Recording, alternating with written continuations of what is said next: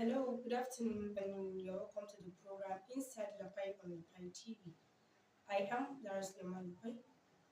Inside Lapai is a program that brings to you issues and concerns of Lapai community. On our first episode, I have with me a distinguished guest in the house, in person of the district head of Takuti, the Negenu Lapai, in person of Major General Shehu Usman Abdulkadir retired. You are welcome to the program, sir. Thank you very much, madam. Thank you, sir. I have there's a proverb that says a song being sung being listened from the voice of the singer sounds more sweeter, right? Yes, please. Well, I've introduced the bits. I don't know if you have more to your personality that you need our viewers to know about you. Well, not much.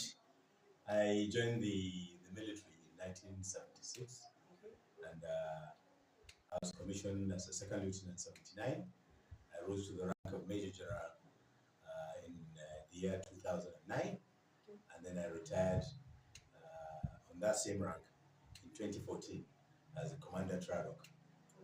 That's a bit about myself. All right. If you want to know more about me in the Army, I've served in several capacities. Okay. In fact, I was in Liberia, I was in Sierra Leone, and I was the pioneer force commander in Mali. When Mali was on fire in 2013, Nigeria, the president of Nigeria, Goodluck Jonathan, nominated me to head the force, the African Intervention Force in Mali, which I did for 8 months. And by the grace of God, we had relative peace in Mali. Right. I retired in 2014. I set up a private security company that I've been running called DivCover. I also have the Sentinel Multi concept, which is another company that we use. The essence, the reason for setting up the company is for security awareness generally. Because of retirement, we realized that there's a gap between government and the governed. Everything that happens, the citizens look up to government. Yes. I say no. The Constitution has given the citizens two responsibilities or responsibility. You are the first. You are your own first defender. Exactly. If you are unable, then you can pass it forward. Yes. But what we realize is even where people are many and somebody attacks them, everybody disperses. The Muslims will go for Thanksgiving on Friday. Yeah. The Seventh-day Adventists will go on Saturday, Yes. and the rest of the Christians will go on Sunday. And what would they tell you? Now God saved me. I escaped this. When you ask them to describe what they saw, They can't. they can't. Because that was not their attention. Yes. So this is what we are doing. We go to organizations to try to bring them abreast with the current happenings. And Nigerians are so nice to the extent that they harm themselves. Yes. They volunteer information, Yeah. unsolicited. You go to the Emir's palace now, you say, Bagado Jidabo, they will tell you, he just went up now. So that is that. And we're working. It's work in progress. It will take us some time to get Nigerians to believe in the government and also buy in to what the government is doing. And it's a responsibility. Because without people, there won't be government. So if we all lay back and say, government is government work, then it will get us nowhere. All right, sir. Thank you so much, and you have a remarkable background. And so, to the main question of the day, talking about you having a security company. As we all know, the current happening in the past has been insecurity. So, yes, as a respected elder and former military officer, how would you describe the current security climate within Lapai Emirate? The current security climate before the student unrest, yes, or after the student unrest? Before and after. Okay. Before the student unrest, Lapai people were docile.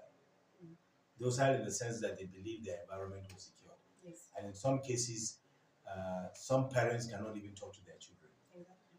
In some cases also, when the children do wrong things and they're taken to the police, some of us that are title holders go there to say, police, give the individual to us. It's a family affair. Yes. We'll resolve it. Exactly. It is resolved at home, but the individual involved is not resolved at all internally. Yes. So he still goes back with that his dirty habit. Because you know someone is coming to save you. Exactly, Yes. exactly. But with the event of 23rd oblique 24th of June 2025, in which unfortunately a student was murdered, Yes. right, in his Lodge. apartment, in Yes. his lodge, that has awakened the people of Lapai, Yes. because we didn't see it Coming. and we not only didn't see it coming, it has never happened. It has. Yes. It has never happened.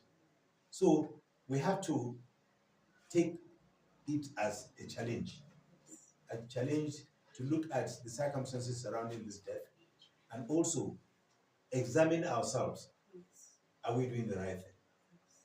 And that's where we are now.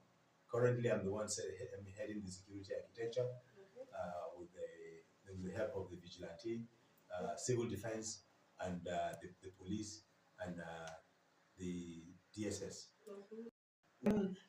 Before then, I told you we went to sleep. Yes. Now we are awake. Now we are awake. And now what we are doing is to set up a security architecture that will be law abiding. Yes. Because if you are not law abiding, you don't have the guts to talk to somebody who is not law abiding. You are dirty and you want to tell me that I'm dirty. So what we did was to look at the vigilante themselves. Okay. We talked to them. Some of them we dropped, and then we beefed them up with some others from outside Lapai itself. Now, after doing that, we had to talk to them, look at their deficiencies. His Royal Highness, the Emir of Lapai, Alhaji Umaru Babu III, may God bless him. He has been very, very supportive of our effort. And we go out from 10 o'clock till morning. In the vigilante number is about 200. Wow. Yes, 200. Currently in Lapai. Currently in Lapai.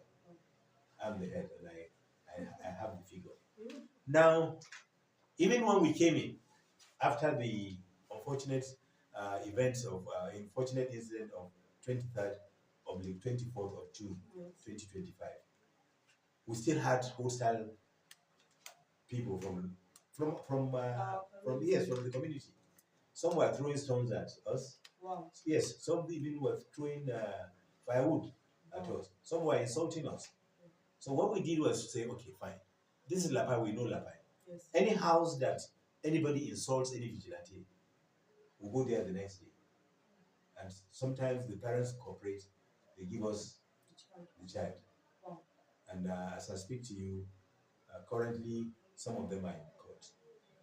But I said, anybody that threw anything, stone, or any missile at vigilante, it means if he gets the person, he can kill him. Exactly. Because when you throw the stone, you don't know where it will. Yes. So presently, some of them are in court from this endeavor. Even part of the endeavor again, we caught some people who stole motorcycles from Bida, 2 of them. Yes. They were ferrying the motorcycles to Suleja, and the person, Diko, the person that was to collect the motorcycles, was waiting for them and calling them frantically. The only mistake they made was that they didn't take the number of the person calling to give to DSS. Because it's like a regular business. Exactly. We don't know how many people has recruited. Exactly. So, as even yesterday, we caught an individual with this Toyota, not Corolla, Toyota F1 or something they call it. Yes, loaded with three sewing machines, brand new. Wow. Indomie, spaghetti, and a whole lot of other things. The only place you could get to sit in that vehicle was his own driver's seat. Even the driver's seat, you have to squeeze. You have to squeeze. So I asked him some basic questions. He's not an indigenous of Lapai, but he knows Lapai because he's been ferrying it. Okay. And then he ferried it to a lady.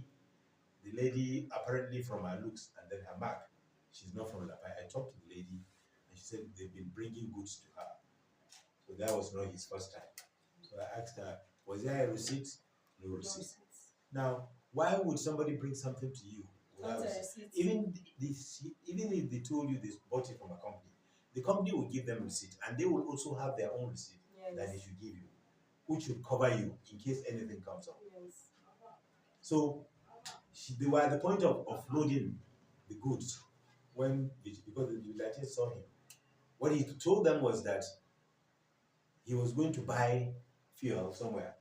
The vehicle was empty then, so he left, and they suspected that he was going to be funny. So he went to pick the goods from somewhere outside Lapai, and then came in, and then he tactically came behind the trailer so that vigilante would not see him. As soon as he just there, he picked the motorcycle trail, followed him. At the point of offloading, because I told them that if you follow him, don't as long as you end up missing the person that's trying to collect it. So wait at the point of delay, then do your arrest. And that was what happened. Unfortunately, the driver knew the person that was going to collect money was there, and he didn't tell us. So we just, my boys saw somebody going out. Who is that man? And that was when he now said, it's the person that is meant to collect the money. So that one escaped. Now we asked him, do you know him? He said he does not know him. How can you not know somebody you're doing business with?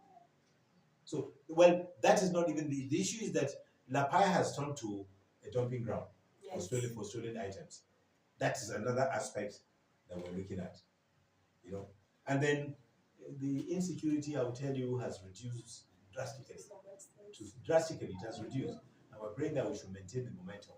Now, there are some people that I'm also looking for. Those that sell drugs. Yes. Because for you to commit a crime, most times you have to be under some influence. With clear eyes like this, if I give you a chicken to slaughter now, you can't. You can't. But if you are under some influence, it's easier for you to do it. So if we're able to read these people out of our society, we cannot take them out completely. Cannot, but at least if we're able to reduce it, and then we'll now go and sensitize our children as to the effect of this bad habit. Well, this thing you were saying was supposed to be my next question about the root causes of insecurity in the fight. Well, the root causes are not. I mean, they're not difficult to. I mean, they're not difficult to say. Yes. One, Lapai youths are not ready to work, but they want to enjoy. That's very, very, very, very disturbing, because you have to work before you earn. So, but if you say you will enjoy before you suffer, so it's suffering before enjoyment. And what is this suffering? It's not. There are so many things you can do. If you can't go to school, maybe you don't have the IQ. You can't. You're not that good in that area. Skill acquisition. You can go into it. After all, we have shoe shiners, nail cutters. I mean, they are living in Lapai, renting, eating. Yes. So that's one. The second one, an idle mind. The workshop. So I don't have anything to do. What next? Is to join the group. And then, since we have those that supply them, they go for it. And once they take it, what next? They want to carry Android phones. iPhones. Yes, iPhone. There's no harm in having it. Yes. But work the legal way. Yes. That's number 2. Number 3 is that they have this belief that things should be done for them. What will I call it? This sense of entitlement. Yes. Sense of entitlement. Yes. Because I'm a general, so everybody will want to wait for me to do things for him in my house. That wouldn't work. If you make an effort, then your effort will be complemented by that person that has the resources. Yes.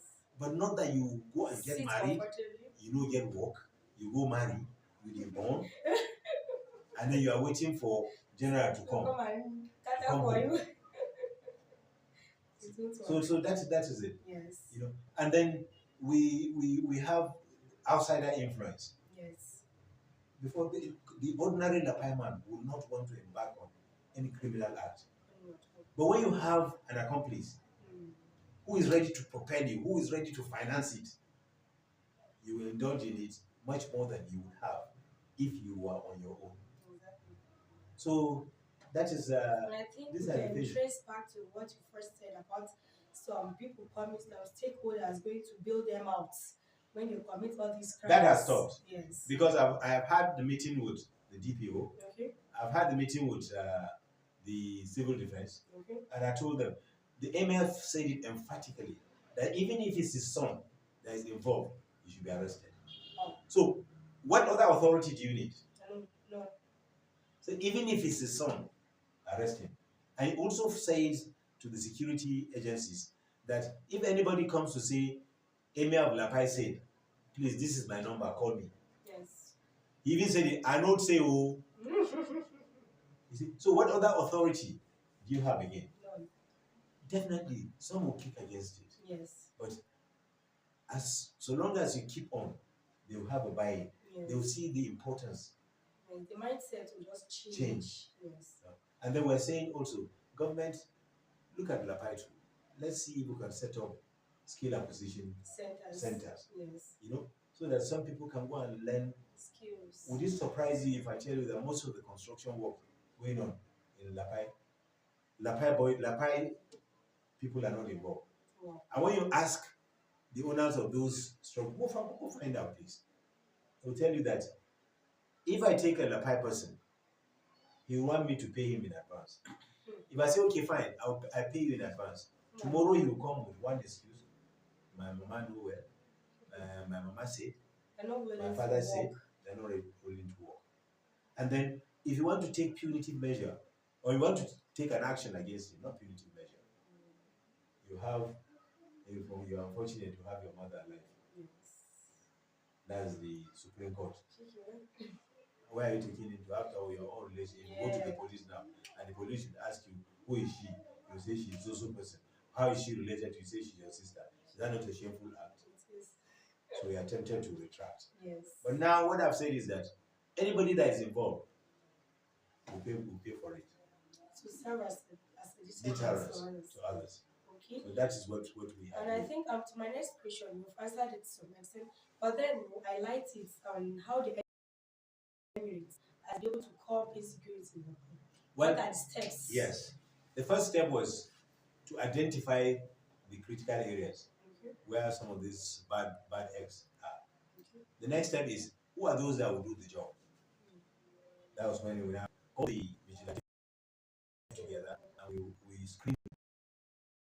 We have not done the complete screening. But since we're in a hurry, because if you recall, yes, the incident happened on the 22nd, 23rd, yes. And then by Wednesday, 25th, the school closed.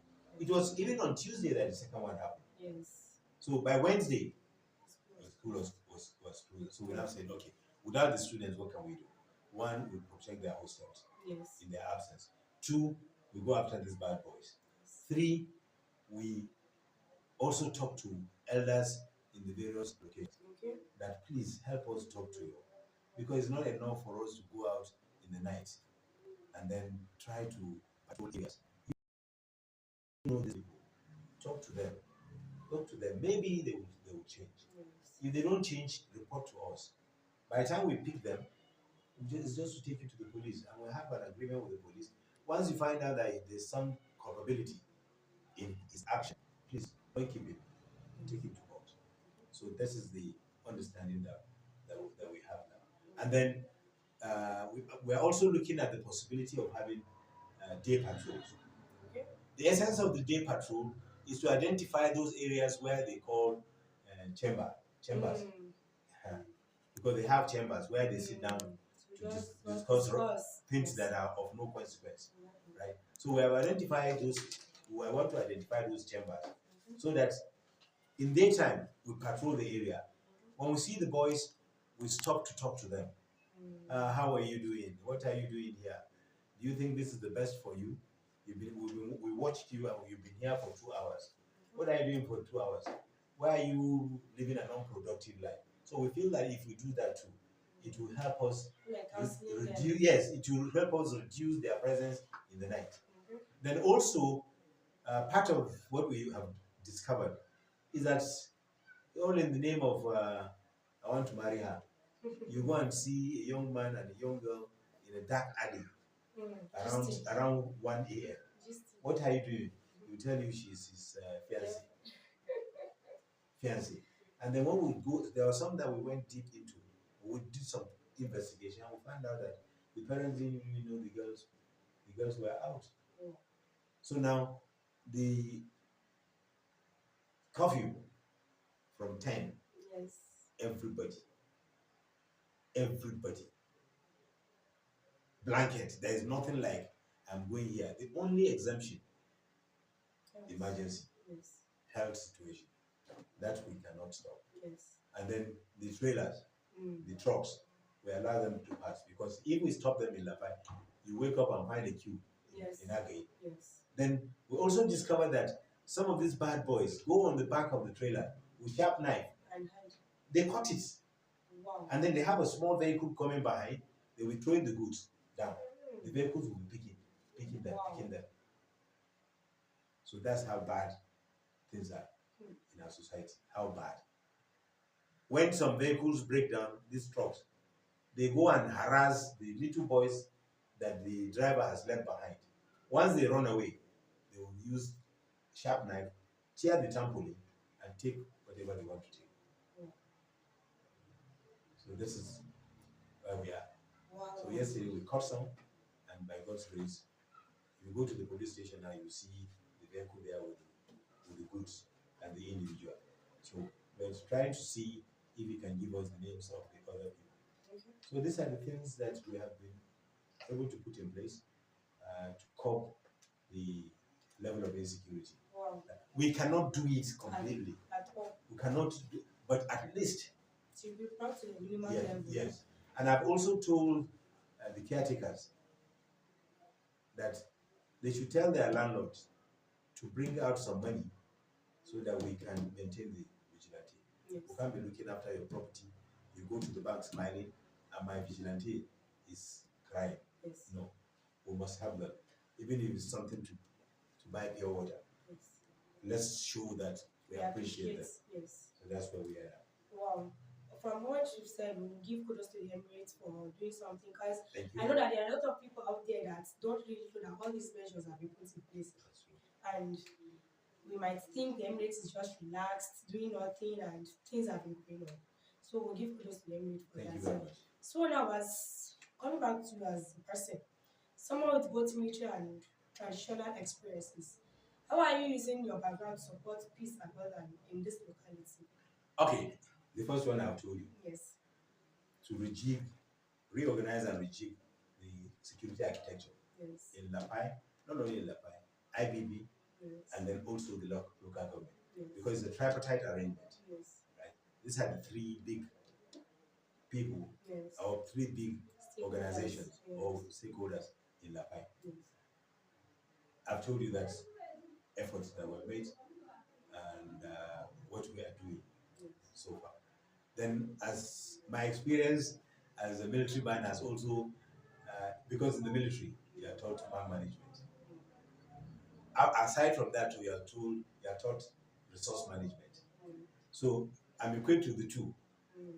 If you recall, if you've been following the history of Lapai, the most trouble infected area is my district, Takuti, on the road to Mina. Yes. At some point, you couldn't even come to Lapai. In fact, if you're driving from Mina to Lapai or driving out of Lapai at 7, 8 p.m., you pass those areas with your heart in your mouth. But to God be the glory. I've been the district head now for 6 years, and we've been able to, at least you can drive from here comfortably without thinking, without your heart in your mouth. Yes. To up to, I can guarantee you, up to Paiku. Beyond that, I don't know. Okay, as a traditional title holder, the first thing I did in my district was to call for stakeholders meeting. Find out from them, because when they say your child is bad, you don't go with stick and start beating the child. No. You might be missing the point. Yes. Ask the child, what is your problem? Yes. And that was what I did in Takuti. I told them that. Okay, if you don't change your attitude, it means you won't have government patronage. Because what the government will use for development in your area will be diverted to security. To security. Yes. And then what is most painful, you sit in your home and you have strangers in the name of police coming to beat you in your house, or coming to arrest your child in your house, or coming to arrest you as a father for wrongdoing. I think we should have a rethink. Look at that in itself as something negative, because it's going to go beyond you as a father. One day you pass on, and your children will take your place. Yes. What legacy are you going to live by? What strength will they have? Because in our society today, if you don't know how to talk, they will tell you the history of how your mother was married. Exactly. And who she was. Yes. You know? So that was what I did, and I was able to discuss with them, find out what their worries are, and gradually, those that I could address them. Those that I had to escalate to the level of the emir, and some to the level of government. We have done so, and today we have relative peace. And then what I found out was that, again, they were selling their land, and by the time they sell their land, after less than a year, you sell your land today. July what? July 20th. By December, the money don't finish, and the land is there. You say, that's my father's house before, and where you are is not better than your father's house that you left. So who is at a loss? So I told them that you can lease your land. Agreement. When I took over, there was no agreement on anything. Wow. So the crisis here and there. Everything was wrong. Crisis here and there. That's okay. Henceforth, no. Henceforth, if you want to sell your land, the village head must know, and then it must be documented. And then the village head have given you the authority to ask the family members if they are in agreement. Because sometimes, if you are the most senior, you go and do it without them knowing. Yes. They will just see your lifestyle has changed. Yes. On market day, you won't go again, you send people. Yes. Before you used to go and price things, you don't go again because there is naira. You just tell your wife, go and bring anything. So that is what we have been able to do.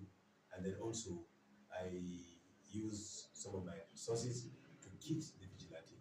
And if you go to Takuti, ask for their office. I renovated that office. And then I went to some other villages like Zule. I did another project for them.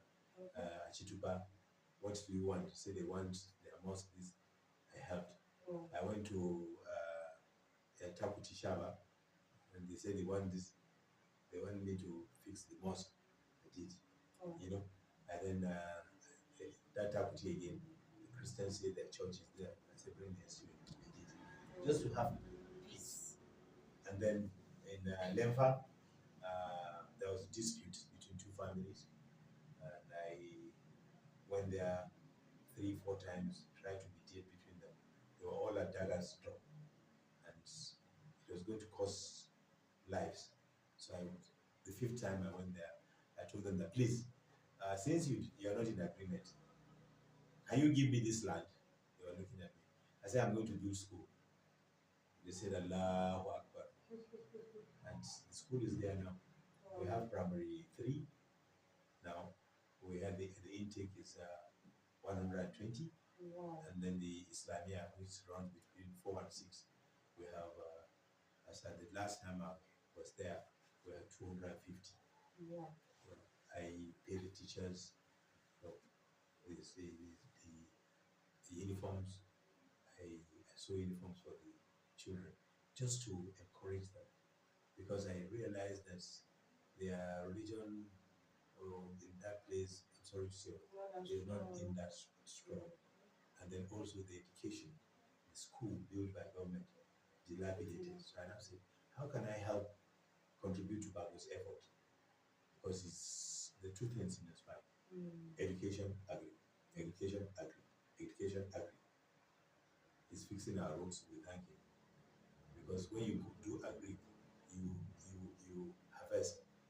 If the road is bad, the time it will take to the market, the cost of transportation, the wear and tear on the vehicle, you all bring it to bear on the consumer. So that's what I'm doing to complement government effort, both in terms of security and also in terms of development. Wow, we will commend you for a job well done. Added to that, I am the owner of Lapai. Wow. Lapai So Event Center.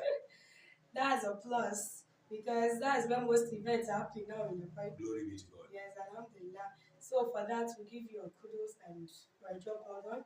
I know most people maybe have been vying through that and don't really know that that's what you've done and all those things. So recently, recently I had some thoughts about the school, and I said, beyond general Abdulkadir, what would happen to the school? Because people may not buy into it. Yes. So I met the governor, and I told him. He said I should write. I wrote to him. I invited it to Subeb last week, Tuesday, Wednesday. The Subeb chairman came to the school. So I met him there. We discussed, and what is the discussions centering on? For the government to take over the school. And even when they take over the school, I promise that the Quranic section, I will take care of it by God's grace. So that's where we are now. That's where we are now. We're in the process of because what Niger State government is doing now is to do 2-in-1 in all the schools, and they found what we have arranged as a model. Yes, that even if you don't know this, you will know this. Yes. And if you have the two, you are good to go. Yes. And then part of they also want to do skill acquisition. Okay, so they found the school as, we have 6 classrooms, and there's the headmistress classroom, the teacher's classroom, we have a bowl, we have a toilet, and I said, gradually, it will grow. Inshallah, by God's grace, it will grow. It will grow beyond Lefa. Even beyond me. Inshallah. Thank you very much. And we are gradually wrapping up this program. But before then, we would like you to give your general message to the people of Lapai Emirate regarding peace, unity, and cooperation in this trying time. Because this is a trying time for Lapai. Yes. Good. Thank you very much. Thank you, sir. The general saying, if there is no peace, there can't be development. At all. So peace is the bedrock of everything that you're going to do. And government should also rise to the occasion. Government cannot do everything. But the way we were brought up to leave everything to the government. We are brought up to look up to government for everything. Exactly. And things are changing, fast changing. Yes. There are so many worlds that you can go into today, and even have a decent living in Lapai. Yes. So we must continue to talk to our children, sensitize them that the path they want to take is a destructive path that will not pay them anything. And I've been saying it, if Lapai people do not rise to the occasion and they allow the government to close down IBB, it will portray us in bad lights, not only in Niger State, but in the whole country. Because IBB University is, if you look at even from the name, is beyond Niger State, is beyond Nigeria. IBB, the name IBB, Ibrahim Badamasi Babangida, is a global name. And we're lucky to have it in our community. So a lot of people today even think that IBB University is a private university. Wow. Honestly, they think because of the name. They think IBB owns it. Exactly. The thing is, and that's a plus for us. Yes. So if government has decided to bring this very big edifice, very beneficial project, a project that some people in some places will want to finance it, but they've not been given the opportunity. Yes. We have been given the opportunity without even any kobo coming from Lapai local government. Just gift. Yes. By Governor Kure. May his soul rest in peace. So we should embrace it. We should do everything humanly possible to see that this university has come to stay. Yes. All the stakeholders in Lapai, every person of repute in Lapai must contribute to this cause. Because I must tell you, His Royal Highness cannot do it alone. The local government cannot do it alone. The university cannot do it alone. But with the contribution of the well-meaning people of the community, it will boost the morale of those that are. Exactly. And it will also help us to work, it will ginger us to work more. Exactly. Because I will tell you for free, the vigilante you see in the night, they are not on anybody's payroll. Honestly speaking, it's just because they believe in His Royal Highness Lapai and Ajimbodu Babu. That, God bless him. He's forward-looking. He's really a leader. He's a man of patience. So that is the anchor. And we have already, part of what we're doing, we're already talking to the well-meaning Lapai people that are in diaspora. And I must confess that the commissioner, local government, and chieftaincy title, may God bless him, has been of great assistance to the vigilante. Even the local government has been, and some individuals, but we're still expecting more. Because when you put 150 people out every day, even if it's pure water you're going to buy from them, 150 times 200, they're spending a lot. And then I forgot to mention one very important issue. What happened, the unfortunate thing that happened on the 25th of June, when the transport owners hiked their prices. Yes. I'm just coming from a meeting now with all the groups, including the motorcycle riders. The good news is that I told them to go and retype what we have agreed. They brought down transport fares to all the places they go to. Keke napep, I mean the motorcycle within the town, the same price, regardless of the distance. If you are going to IBB, I think if you are going to IBB or coming from IBB to town, it's 200 naira, right? And then some other places like that. Mina, going to Mina now is, I think, 2.5. You know, going to Suleja, I think it's 2.5. When the list is ready, I'll call your correspondent to come and collect it so that you see what we have done. Added to that also, we have told them emphatically that they must move into the park. From tomorrow, I will deploy 20 vigilante from morning till night with these spikes to bust tires. Anybody that picks passengers from outside will have himself to blame. And I've given them today to inform all the union members that from tomorrow, vigilante will be there. Anybody they see picking passenger on the road, whatever happens to him, so these are some of the things that we have done, and we have given them 3 days to reorganize, 7 days to reorganize the park.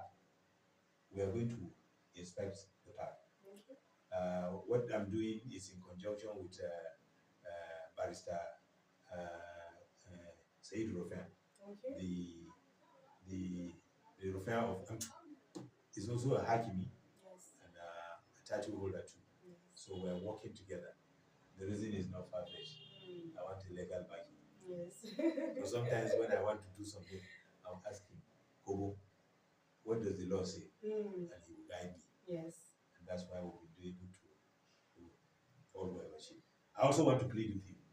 Please help us Be our ambassadors. Push the story that we're telling you out.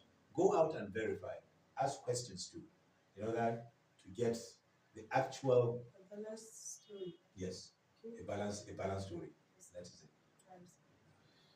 Well, if you are just joining us or you've been watching us, it has been a wonderful time with Major General Shehu Usman Abdulkadir retired. But not tired. Yes, from what you said, you are not tired. You are just starting. Thank you very much. Yes, sir. So we've heard a lot, and at least this has been like an enlightenment to all of us that have been at home saying things that we don't know much about. He has shed more light on issues that have been bothering virtually everyone in Lapai. Because anywhere you see people gathered, more than 1, 2, 3 now, it's about the insecurity happening in Lapai. And it's a thing of concern because an insecure place is not a place for human beings to dwell in. So, from the steps they've put forward in curbing insecurity in Lapai, we would like to appeal to individuals to give them maximum cooperation because this cannot be done alone. Ours is to bring to the limelight things that are happening, and yours is to abide by the rules that have been set in the community. We want a peaceful Lapai. I want a peaceful Lapai.